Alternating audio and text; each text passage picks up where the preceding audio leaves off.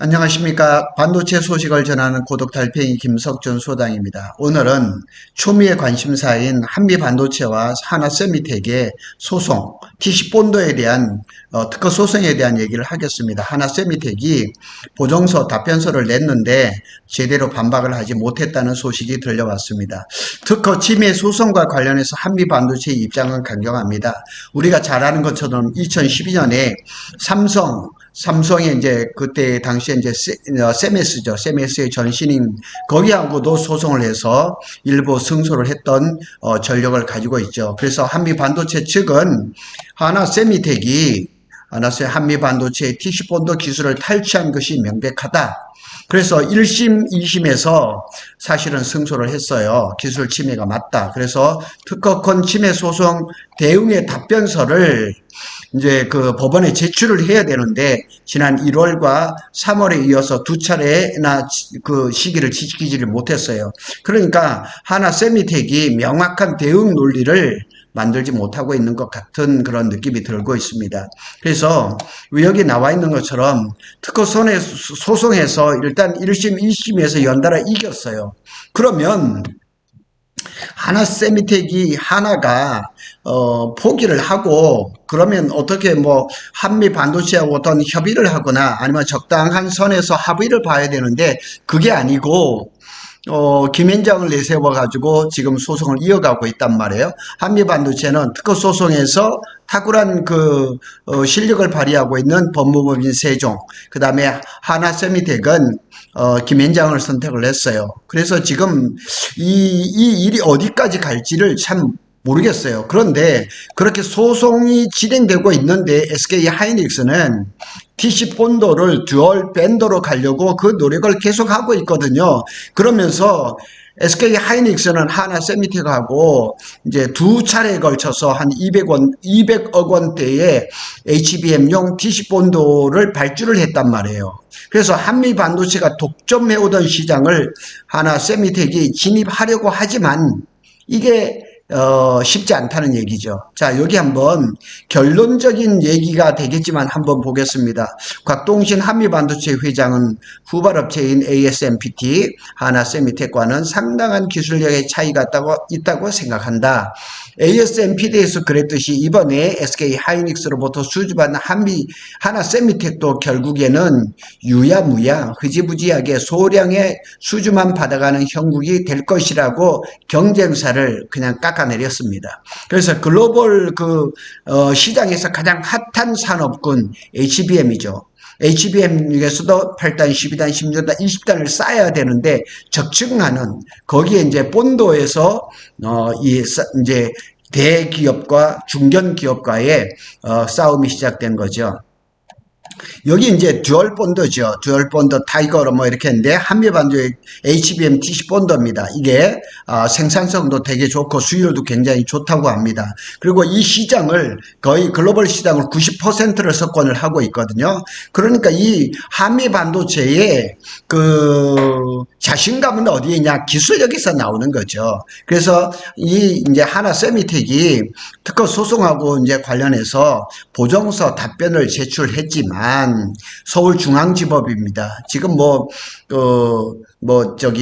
윤석열도 지금 서울중앙지법에서 재판을 받고 있죠.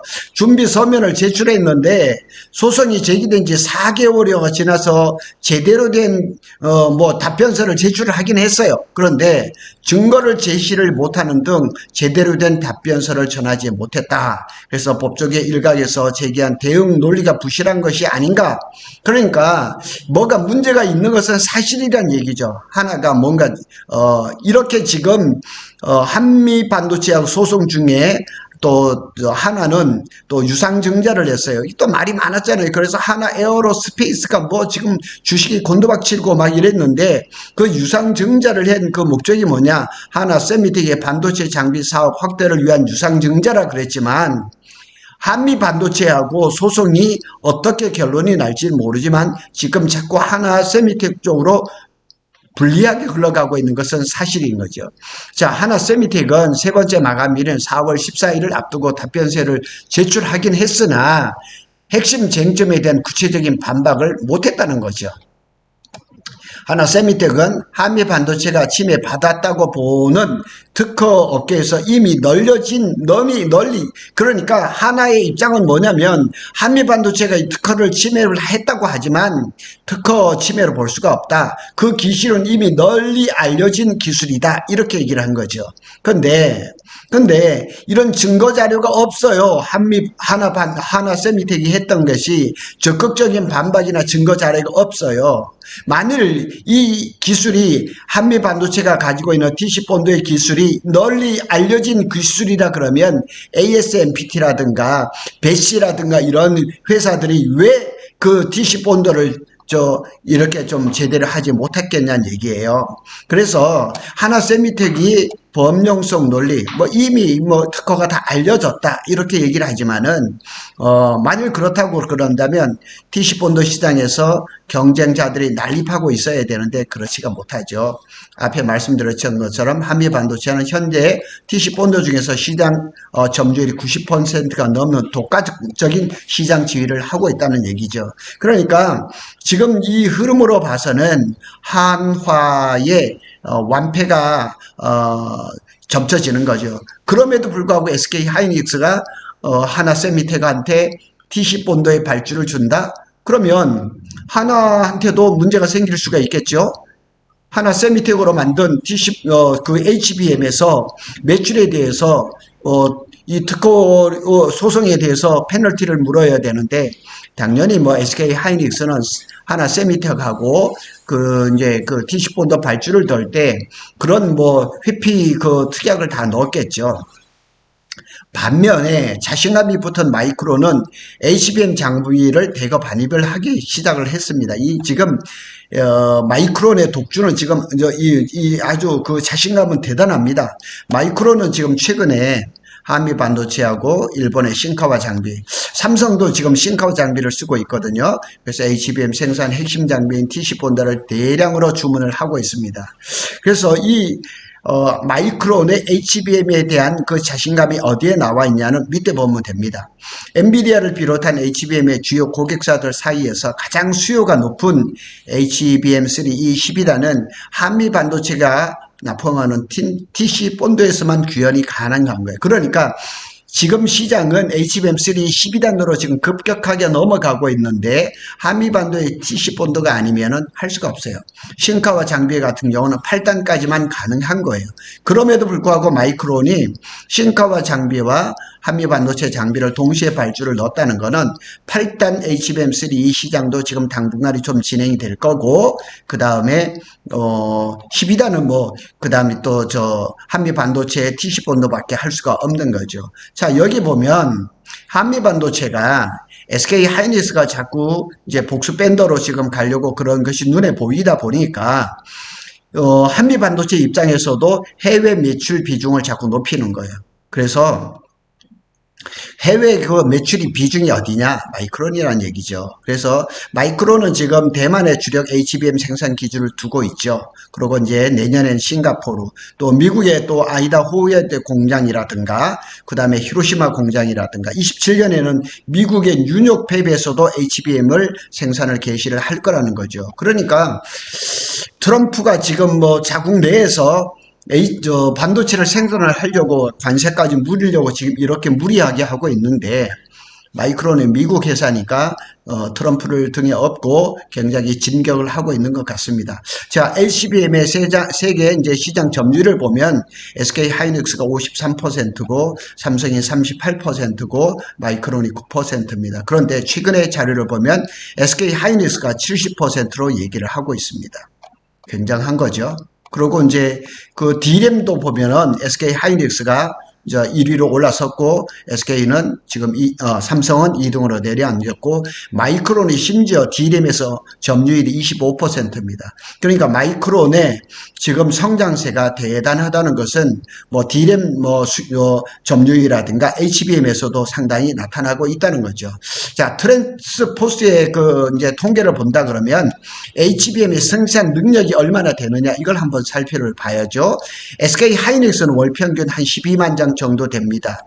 그런데 이게 아직 연말 정도 되면 한 17만 장까지 갈 거라고 지금 얘기를 하고 있거든요. 그런데 마이크론은 지금 몇만 장이냐? 월 2만 장 수준이에요. 굉장히 적죠. 그런데 연내에 SK의 50% 주진 6만 장까지 끌어올리겠다는 것이 마이크론의 작전이란 말이에요. 그러니까 HBM 시장이 연평균 40% 이상이 성장을 하고 있거든요.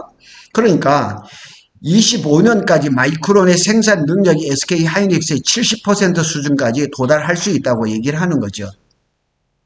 결국 이렇게 보면은 삼성전자가 올해 4분기에 월 이제 HBM의 생산량이 15에서 17만 장으로 알려져 있으니까 상당히 지금 삼성전자 입장에서는 굉장히 어려운 지경이에요. 왜냐하면 지금 8단도 이제 퀄 테스트가 아직 통과가 안 된 것 같고 내부적으로 된 것 같지만 아직 밝혀지진 않았고 12단은 지금 5월이나 아니면 2분기 안에 예상을 하고 있는데 마이크론이 급성장하면서 HBM3 이 12단을 엔비디아의 콜을 통과를 해서 대량 생산에 들어갔거든요.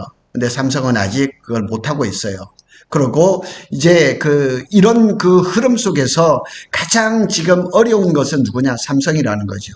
그래서 자신감이 붙은 마이크론은 HBM 장비를 대거 반입을 하면서 물량 경쟁의 신호탄, 이제 제가 늘 말씀을 드렸지만은 마이크론 스몰 마켓이야 작은 마켓인데 지금 중형사로 그냥 급부상을 하고 있는 거죠. 자, 요 그림은 이제 한미 반도체의 인천 공장이에요.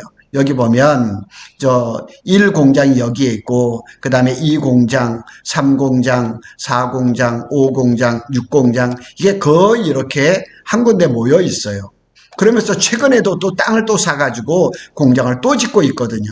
그러니까 한미 반도체는 자신이 있는 거예요. 하나 세미트 하나하고 대기업하고 소송하는 거 질 생각을 전혀 없는 거죠. 그래서 한미 반도체는 HBM TC 본드 생산량을 늘리기 위해서 올해 1월에 주한 국가 산단에 10,000평의 부지를 또 샀어. 300억에 땅을 샀어요. 그리고 이제 기공식을 했어요. 그리고 이제 이것도 지금 계속 이제 건물을 이제 연면적 4,356평을 짓는 거예요.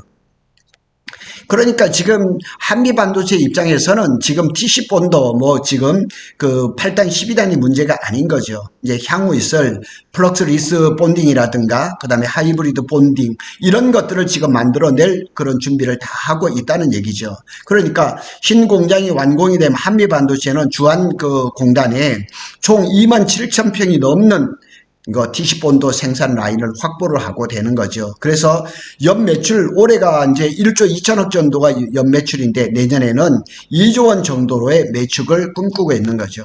그리고 얼마나 자신이 있으면 자사주를 몇백억씩 그냥 소각을 하는 이런 자신감이 어디에서 나오냐? 결국은 기술력이라는 얘기죠. 그래서 내년에 2조 원의 목표는 무난하게 달성될 것으로 보고 영업이익률이 어마어마합니다. 그래서 삼성전자 엔비디아에 대한 HBM 12단 퀄테스트 통과가 정말 시급한 실정입니다. 많은 사람들이 삼성을 걱정을 하고 있거든요.